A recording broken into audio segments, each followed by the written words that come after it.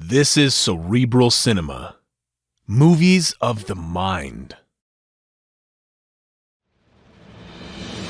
Cerebral Cinema and the WON Radio Network present to you Superwoman.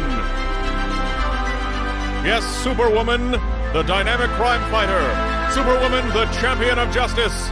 Superwoman, who in truth is mild-mannered Chicago news reporter Emily Nesbacher.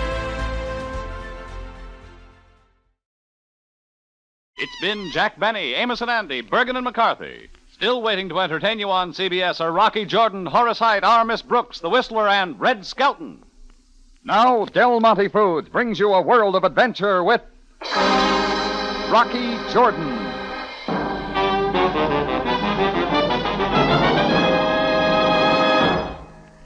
The Near East Import Company, cabby, for Shariatullah Pasha. Yes, Effendi, I know the place.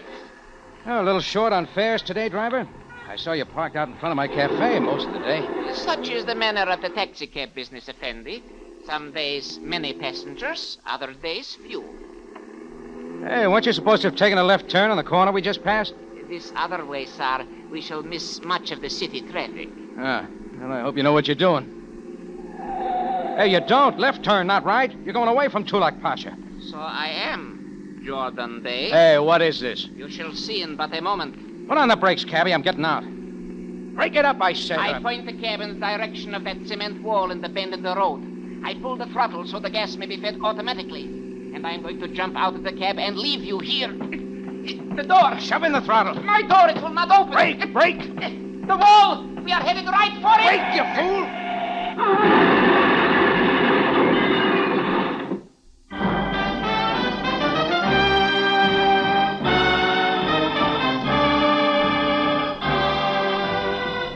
Del Monte, the brand you trust for flavor in so many good foods. Yes, Del Monte, the best-liked brand of canned fruits and vegetables in the whole wide world, takes you now to the Cafe Tambourine for another adventure with Rocky Jordan. The Cafe Tambourine in Cairo, gateway to the ancient East, where modern adventure and intrigue unfold against a backdrop of antiquity. Tonight's Rocky Jordan story, The Return of Dr. Pyrue.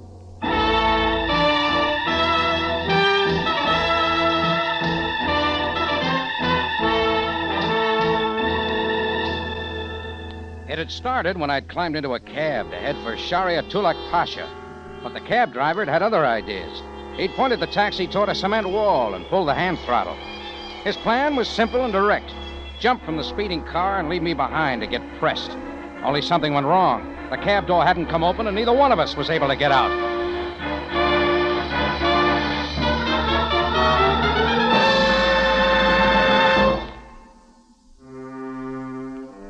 I woke up in a Cairo hospital, and it wasn't long before I had a visitor.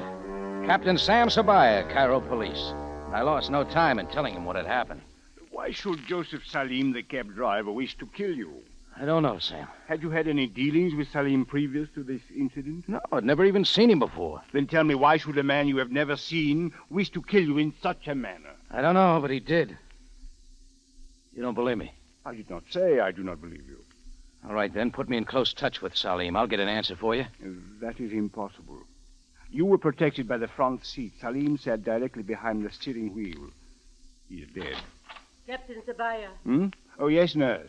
There's a telephone call for you from a man named Mr. Londigan. Oh, yes, Londigan. Well, I must go. Salim could have been hired by someone, Sam. That is possible.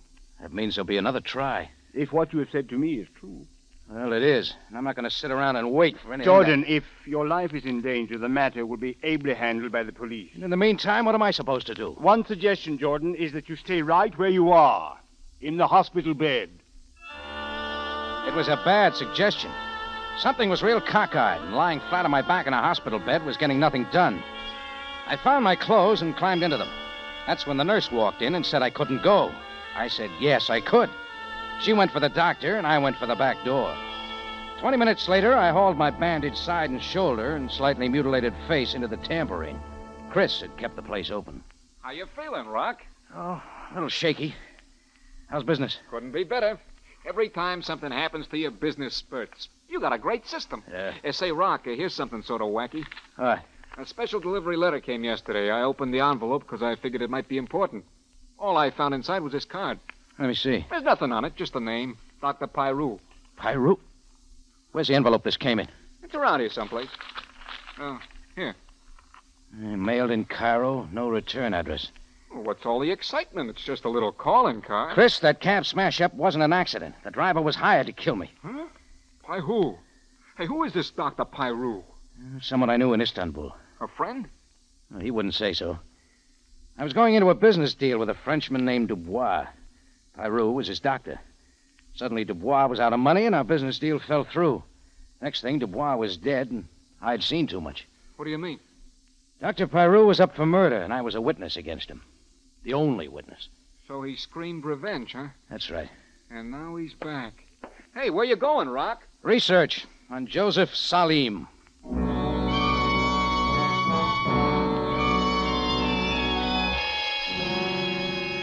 Well, the city directory showed a Joseph Salim on 175 Sharia 3rd Dynasty.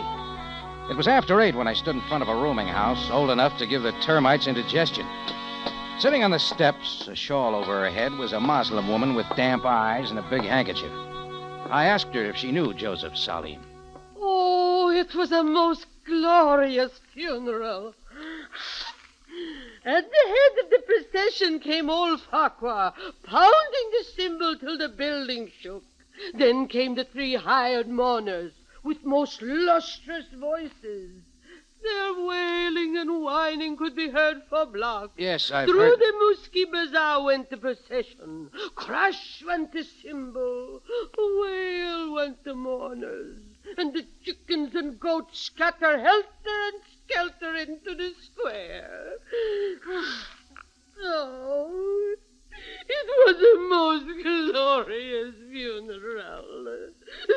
Now, can we get back to Salim? Is there anyone here who knew him well? Well, there is his sister who came from Alexander last week. Come, I will take you to her.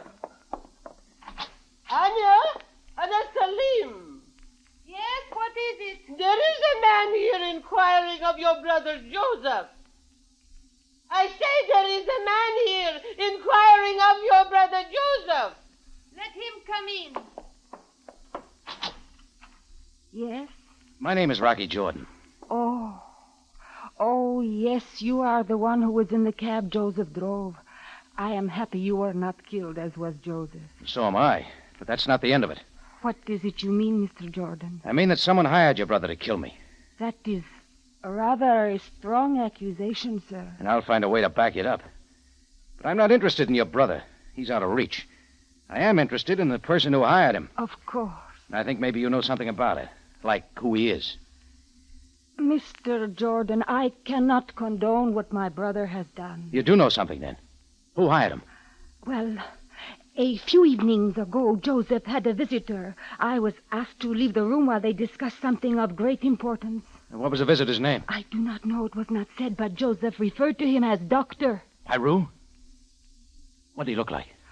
Small man, very small, fat, round face with a smile without good feeling behind it. He wore a hearing aid, I remember it quite clearly. Also, he impressed me as the kind of man you would not want to touch. Well, you've given a perfect description of Dr. Pyrue. Thanks a lot, Miss Salim. I hope I have been of some help. Oh, yes, you have. But what you've told me confuses me even more. I headed straight for the public library. It took me a little while to find what I was looking for. Copies of the Istanbul newspapers dated 4 years ago, December. The letters were big and black, telling the story of Dr. Pyrue's murder trial, with me as witness against him. But they told even more. They told that what was happening now was utterly impossible. Screaming headlines dated December 31st, 1945, said Dr. Pyrue, executed for murder.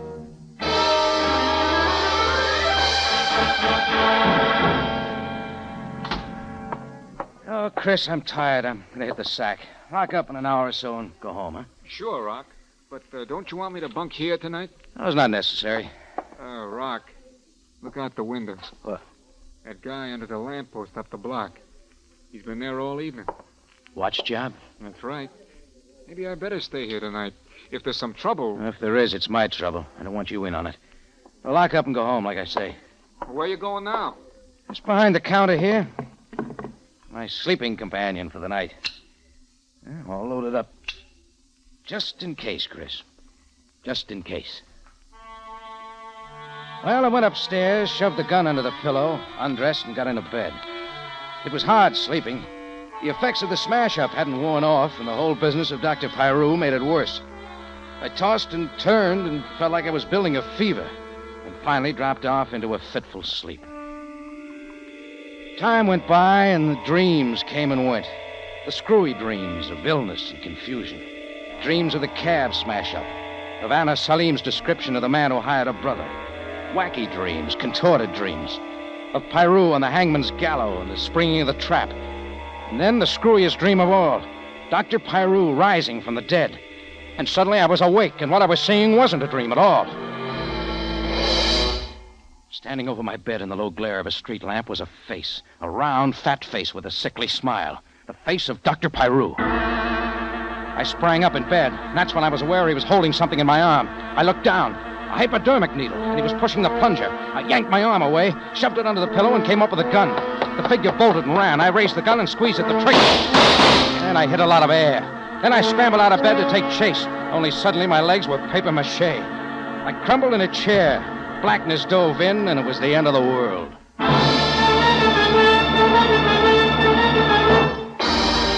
Del Monte Foods is presenting tonight's adventure with Rocky Jordan.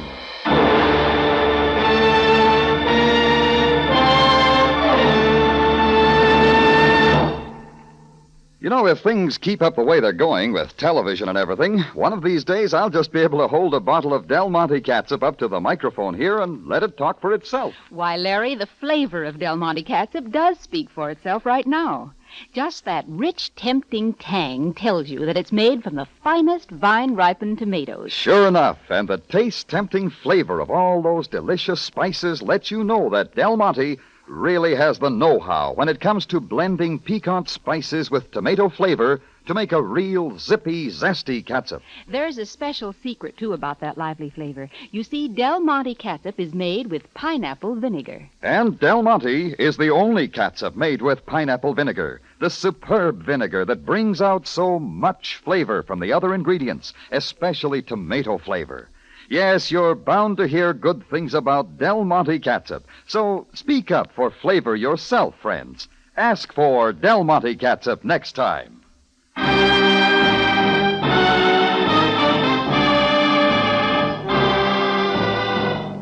And now we take you back to Cairo and tonight's Rocky Jordan story, The Return of Dr. Pyrue.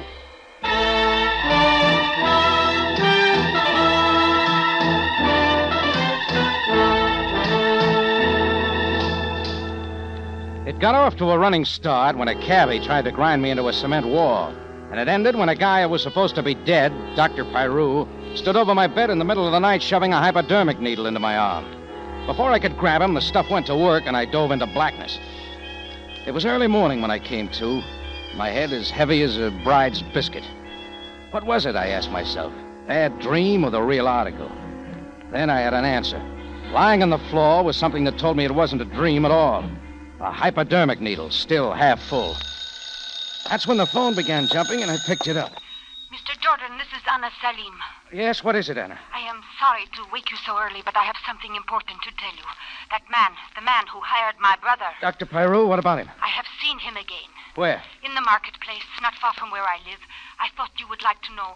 Well, for a dead guy, he sure gets around. Thanks, Anna.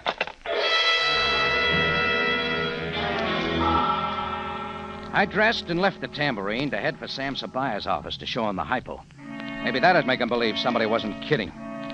Going up the street, I spotted the guy who was watching the tambourine the night before, a tan trench coat thrown around his body. He was still interested in me. All right, I led him to the police station and went inside. Sam wasn't in yet, but he was expected, so I decided to wait.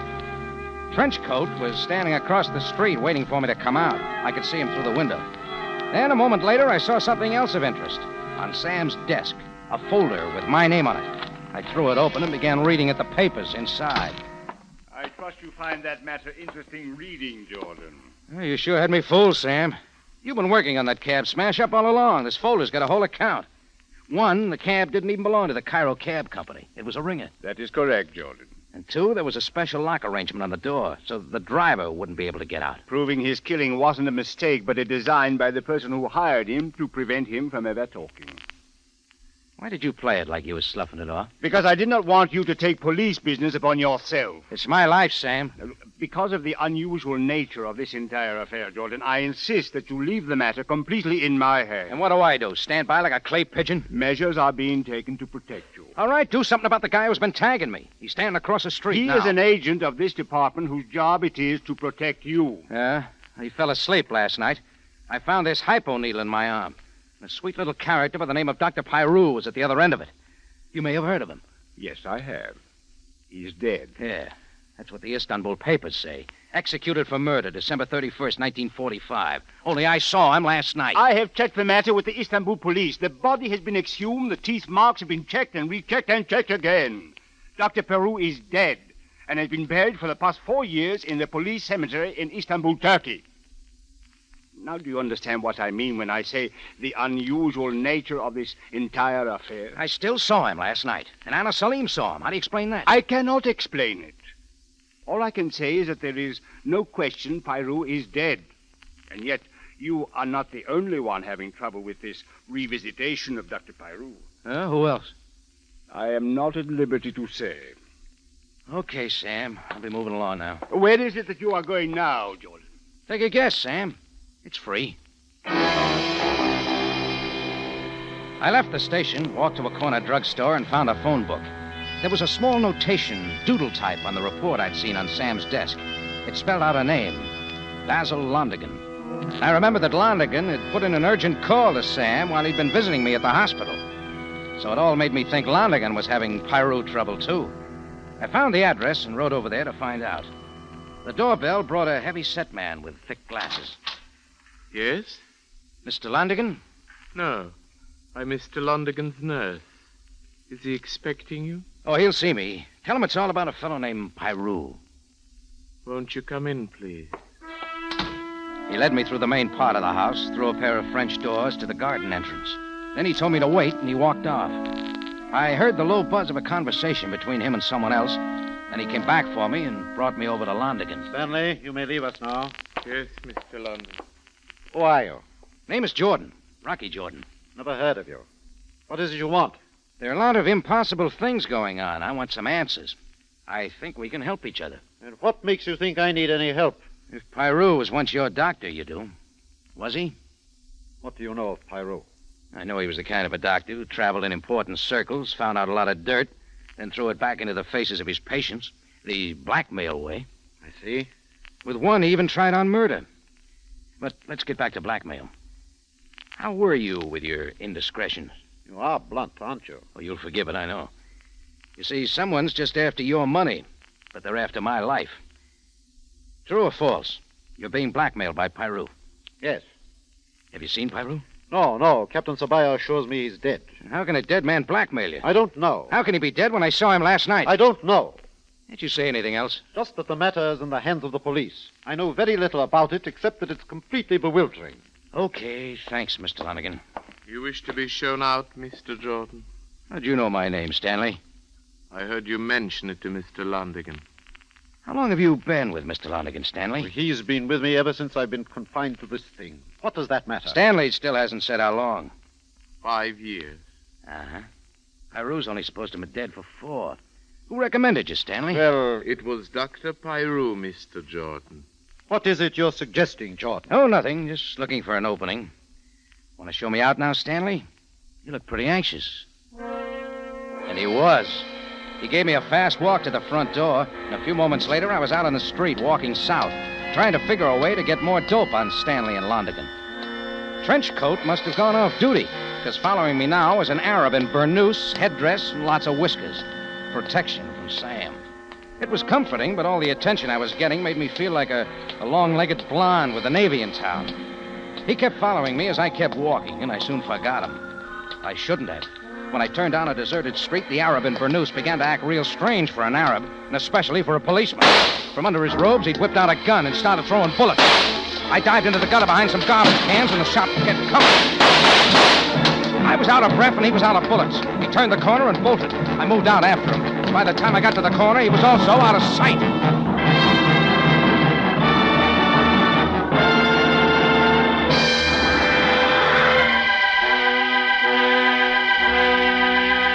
That's a swell way to give me protection, Sam. I am sorry, Jordan. The man I assigned to follow and protect you is completely trustworthy. But an Arab in Burnous got to him and laid him out in an alley, I bet.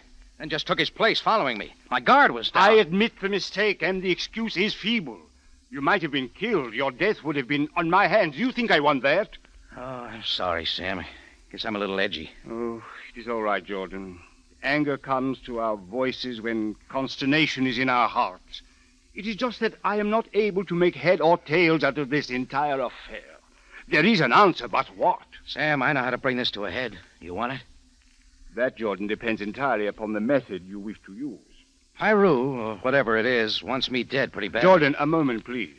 It might occur to you to set yourself up as bait in some public place, say, and wait until this whatever it is comes to you in a further attempt at your life. This, Jordan, I cannot sanction.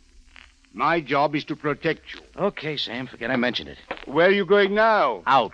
Jordan! Don't worry, Sam. Do I ever do anything you don't want me to?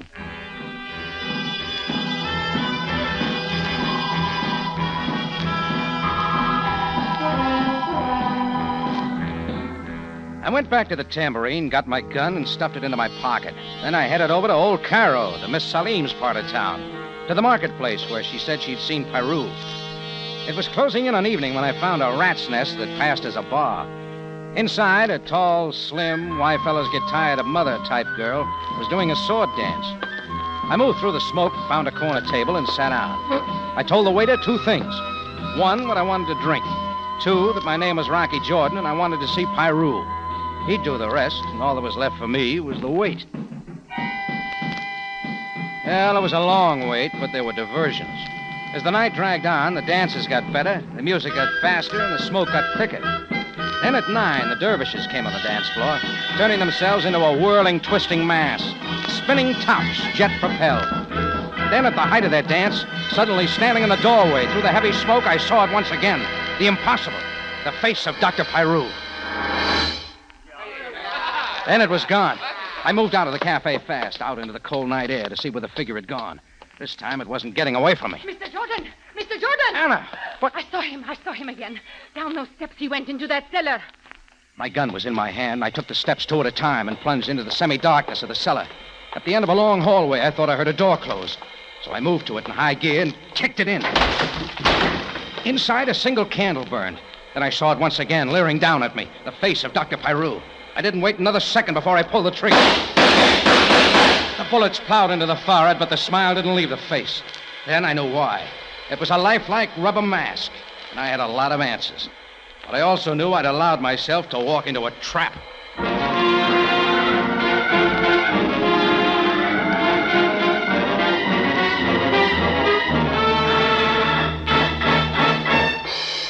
In just a moment, Rocky Jordan returns to conclude tonight's story.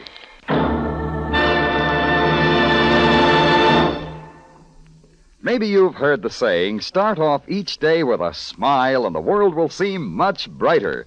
Well, one grand way to help that smile get started is to drink a glass of that tangy, fresh-tasting Del Monte tomato juice. That's right, Larry. Even Monday looks good around our house when we start off with such sunny, refreshing, ripe tomato flavor. That goes for thousands of other people, too. After all, who wouldn't cheer up to a tomato juice that's really fresh-tasting, with all the rich, delicious goodness of plump red tomatoes? Well, that's describing Del Monte tomato juice to a T. You can tell straight off that it's the juice of fully vine-ripened tomatoes. Sure enough. Otherwise, it just couldn't have that tempting tang and that special flavor. And Del Monte's close quality control sees to it that the juice gets to you as truly natural-tasting and fresh-tasting as can be. Well, isn't that just what you'd expect from Del Monte? If anybody knows how to protect flavor, they do. So you see, Del Monte tomato juice means brighter breakfasts, refreshing appetizers, a grand between-meal drink, too. Better get several cans at your grocer's. Back now to Rocky Jordan for the conclusion of tonight's story.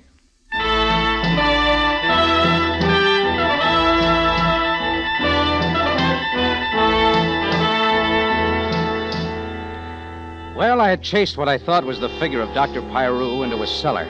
What I found there was a rubber mask of his face, a burning candle, and something else. The knowledge that I'd allowed myself to walk into a trap. You may sit and rest now, Mr. Jordan. You appear tired. Anna Salim. But I guess the real name is something else, huh? Anna Pyrue. Daughter? Yes. Well, you got a first-class bringing up. Papa taught you a lot of things. Mostly the practical ones. You hired Joseph Salim to kill me, and when that backfired, you stuck around play-acting as his sister from Alexandria. What about the Arab who threw those bullets at me? No Arab at all. A friend of the Pyrue family for many years. Come in here, Basha. Yes, Miss Pyrue.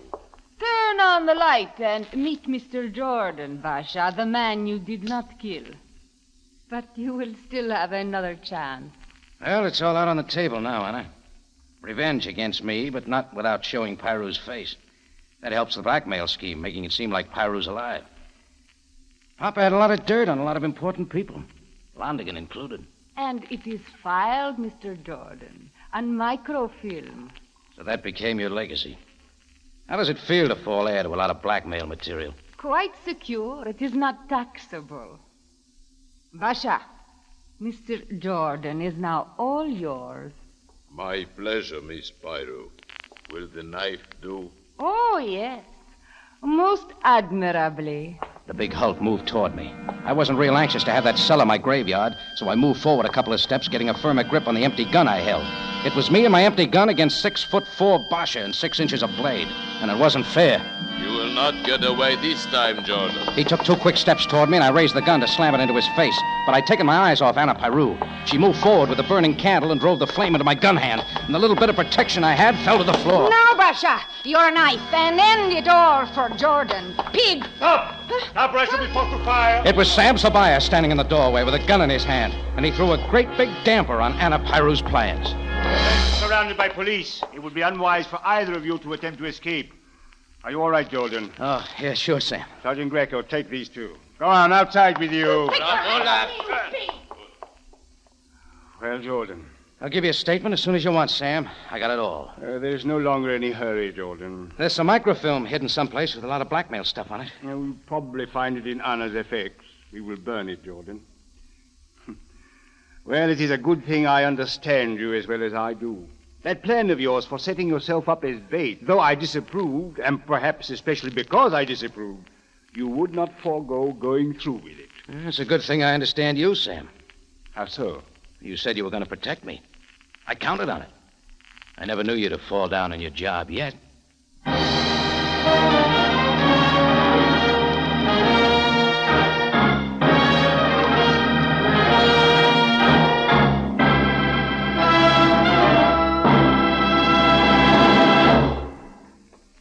For the finest in tomato flavor, enjoy the whole family of Del Monte tomato products. Del Monte catsup and chili sauce. Del Monte tomato sauce and tomato juice. And Del Monte whole peeled tomatoes. Remember, buy wisely.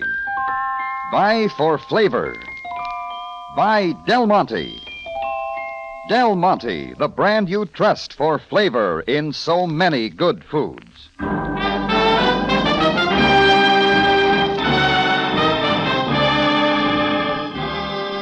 Rocky Jordan, written by Gomer Kuhl and Larry Roman, stars Jack Moyles in the title role with Jane Avello as Sam Sabaya, and is produced and directed by Cliff Howell, with original music composed and directed by Richard Arant. Remember, you have a date next week at the Cafe Tambourine, run by Rocky Jordan, same time, same station, and the story is The Secret of Wong Lee.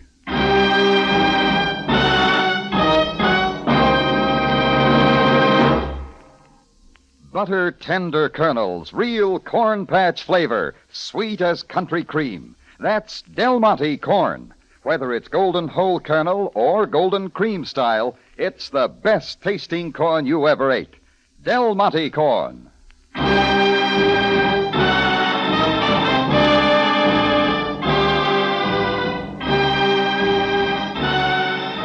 Larry Thor speaking. Rocky Jordan is presented over CBS, the Columbia Broadcasting System.